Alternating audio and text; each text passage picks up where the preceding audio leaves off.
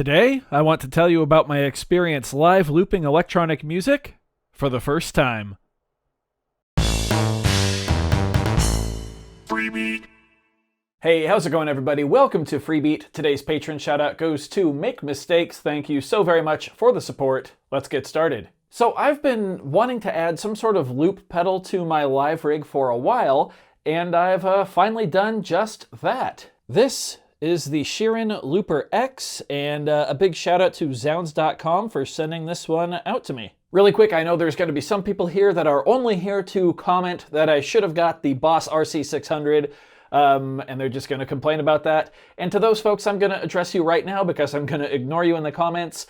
I wanted the big pedals. That's the whole reason I've held out in getting a loop pedal. I wanted something like the Looper X to actually come out that had big pedals that I could hit consistently in a live setting. So there you go. Also, this is not going to be a video about the Looper X. It just happens to be the looper that I have. I will have a proper Looper X video coming out, hopefully pretty soon. I do want to wrap my head around it more. No, today's video is going to be about my assumptions about looping and using loopers and what the actual reality was once I started to try to do it. This was the first loop or project that I made on the Looper X, and you can see I titled it, I Suck. And I know I don't suck. I've been a drummer for well over 20 years. I've spent thousands of hours between different studios and different live venues. It's fair to say I'm very comfortable behind a drum set, whether it's in the studio or on stage, and my timing and everything.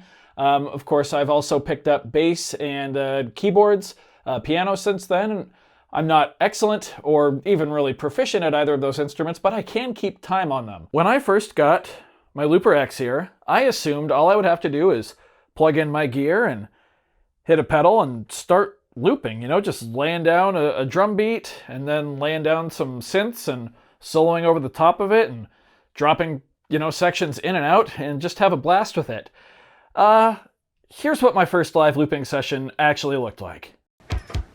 Drums are track 3. Now I should hit this pedal and it'll give me 4 clicks to count off, but I don't think you'll hear them at the main outs, and then we should be good to go. Yeah. All right, here we go. A 1-bar loop.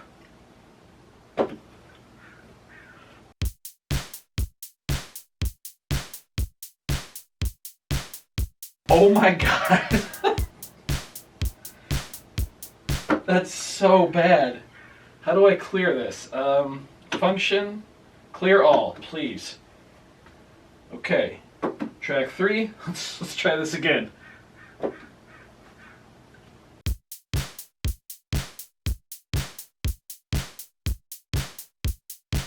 Oh God, this is gonna be hard. This is so much harder than I thought. Oh my God. Whoop, track 3. There we go. I don't know what the hell that was. Ignore that. I might cut that out. That didn't happen. Here we go. Track 3.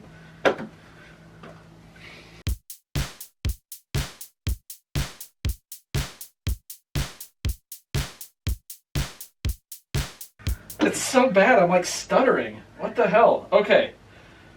Come on.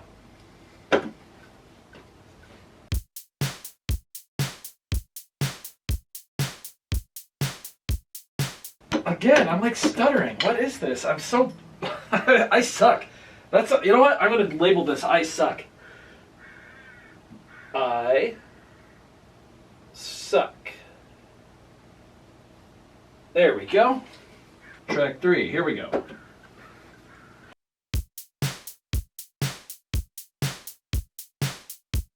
Okay, that's good enough.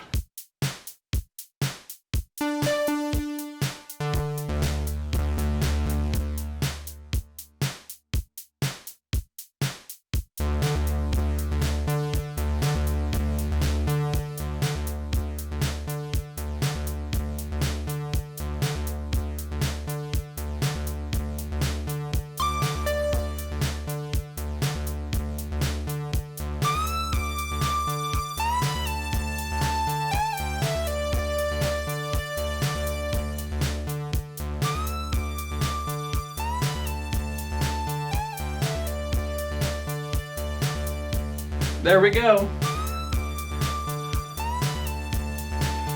Okay, my first loop. What a hot mess. This is going to take some work and some practice, and this is way harder than I thought. Holy Oh goodness, I'm glad I filmed that. As you can see, it wasn't pretty. I was completely lost. Like I said, I have been a drummer for a very long time at really all levels of playing, and the looper pedal just completely humbled me. I was not prepared for the very different approach you have to take when considering what to play during a live loop. I really hadn't considered that anything being just like a hair off, you'd have to deal with that mistake for the rest of the song. It's like making a mistake with a delay pedal. You just have to deal with it. And I mean, yeah, you can undo and clear tracks and stuff like that, but it makes the experience less smooth for, of course, not only yourself, but also the audience. Now, thankfully, I have not taken this setup to an audience yet. I've only had the Looper X for not even 2 days as of the filming of this video. And I do find myself improving, but it has taken a real conscious effort to get to that point. For the past 6 months or so that I've been working on this live rig, a portion of my time working on it has actually been spent on coordinating how I'm going to play all of my music.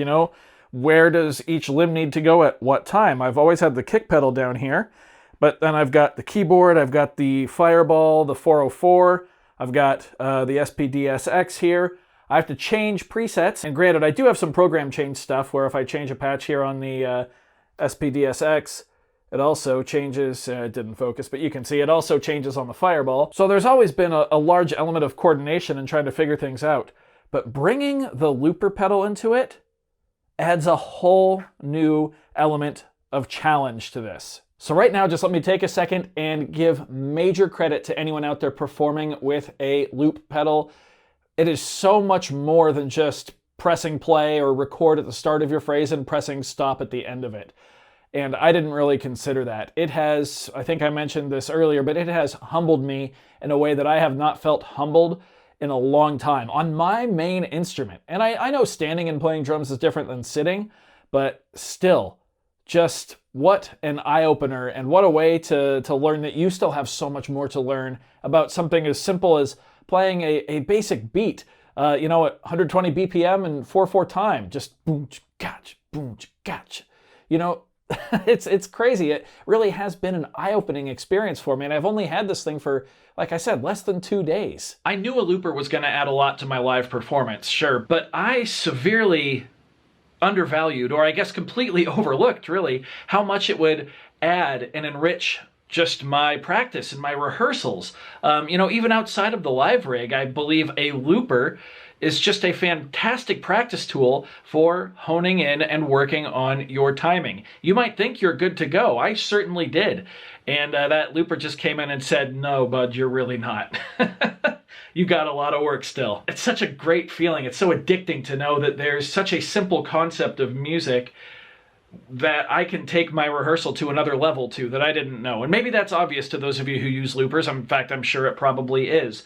But if you don't use a looper, just go get even a cheap one. As long as it has one track, you're going to be able to practice your timing, and it's going to be a big improvement just to your overall playing. I guarantee it. I've already seen massive improvements in the past couple days I've been working with this. So let me show you where I'm at now in terms of coordination. I'll play some snippets from a couple tracks that I've been working on in the live shows. I do want to say these aren't the final sounds that are going to be in there.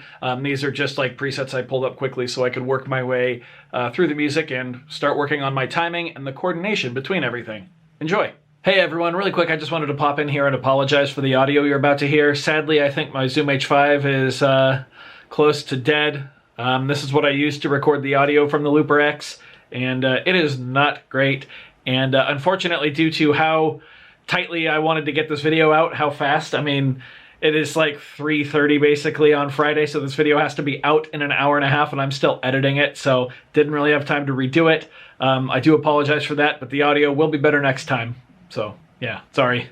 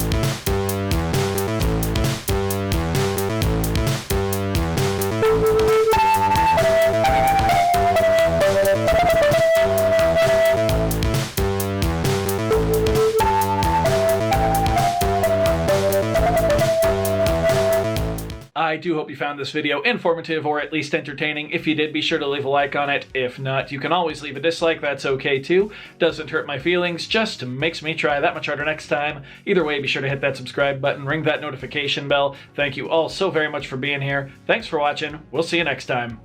Bye, everybody.